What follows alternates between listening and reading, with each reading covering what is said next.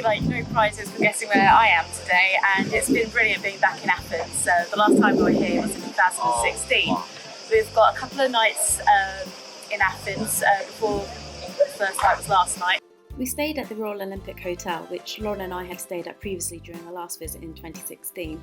It's got an incredible location. It's within easy walking distances of many of Athens' most famous landmarks, and its rooftop bar and restaurant boasts fabulous views of the Acropolis, but also the Temple of Zeus too.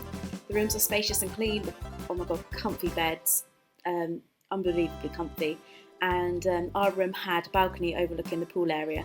Service was friendly and the food was delicious, and happy to say we're happy to recommend it.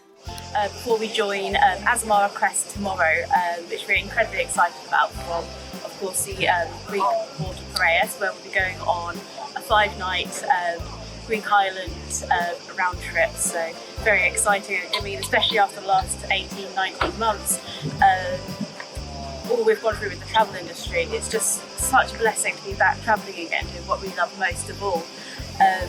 I've always appreciated the opportunities I've had, but you still realise actually to some extent you take it for granted, because you never imagined that you wouldn't be able to travel because of something as previously unimaginable as a pandemic. So incredibly grateful and feeling just very blessed to actually be travelling again and to see Athens, which is just such a stunning city, and to see some more of the Greek islands, and of course to be back on board a ship.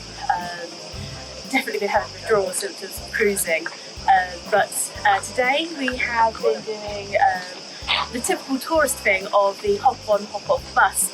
We usually find that gives you a good way to orientate yourself around the city and get a little bit of obviously some of the history and the landmarks, etc. So yeah, it gives you, even if you've been to the place before, you know, like I said, 2016 was the last time I went, so it's always good to have a bit of a refresher. And frankly, it's nice to have a bit of the breeze and the open top bus. So we've done the city loop this morning, and we're just waiting for the next bus, which will take us to the Piraeus loop, which is actually quite handy for cruise passengers, because of course you can actually bring your luggage and you can go straight to the port while getting a bit of sightseeing on the way. But we're also going to be enjoying a bit of time at the beach, which is something a little bit different for us. But it's been great just seeing some of the landmarks. On the bus you get hints, and they point out some of the most interesting museums.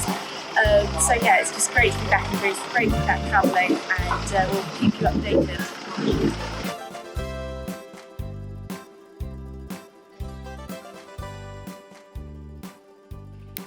The earliest human presence started somewhere between the 11th and 7th millennium BC. Athens' recorded history spans over 3,400 years and is considered to be the birthplace of democracy and the cradle of Western civilization. Ancient Athens was a cultural and philosophical hub, and its incredible landmarks and history attract millions of tourists today.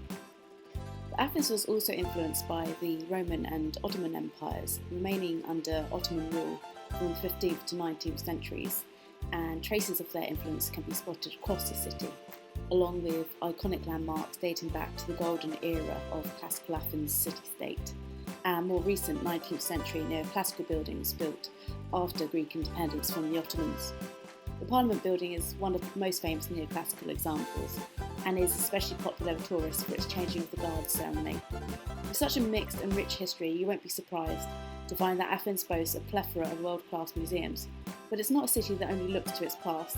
There are some fabulous shopping opportunities, from the high-end fashion stores on Ermou Street, one of the most expensive shopping destinations in Europe, to the bustling flea market of Monastiraki Square.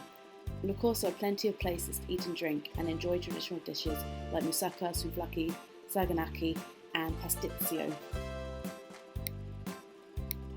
So Athens makes for an excellent city break just before a cruise, which is what we enjoyed before joining Azamara Quest.